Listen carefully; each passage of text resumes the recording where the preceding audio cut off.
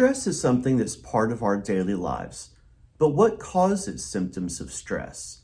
Well, let's first take a look at some of these symptoms.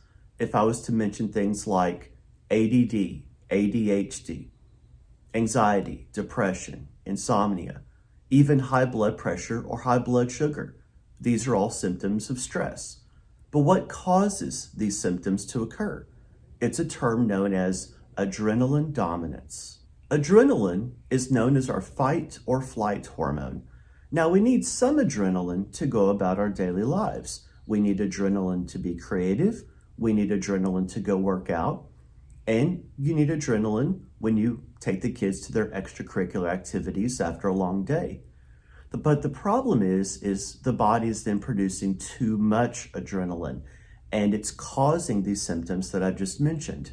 One of the main ways that adrenaline dominance affects us is ADD. In fact, there's actually two different types of ADD. There's a creative type, and then there's a typical type. Creative type of ADD is where adrenaline sends glucose to the brain, causing it to be stimulated, which it's great for musicians like myself, but the problem is when it becomes in abundance. That's when you can have problems such as anxiety, depression, insomnia, and so forth. Typical type ADD, on the other hand, is where adrenaline sends glucose to our muscle groups, our muscles everywhere. Now, this is great for athletes, law enforcement, and military who need that physical exertion.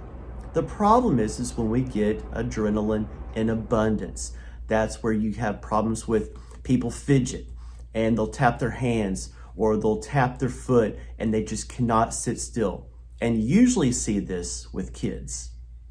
Now that we see that adrenaline dominance is a major contributing factor to symptoms of stress, what do we do about all of this extra adrenaline that's cooped up in our body? Well, we do carry some supplements at our health food store that can help, but here are some things that you can do right now that can help lower adrenaline naturally.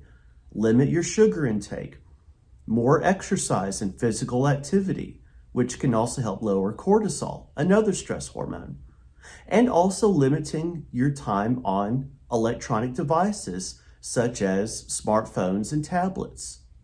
While it's true we cannot get rid of stress completely, there are ways that we can cope with stress better, such as prayer, meditation, having some quiet time during your day where you just shut everything off. Having a hobby, for instance, can take your mind off of stress. And as I mentioned already, exercise.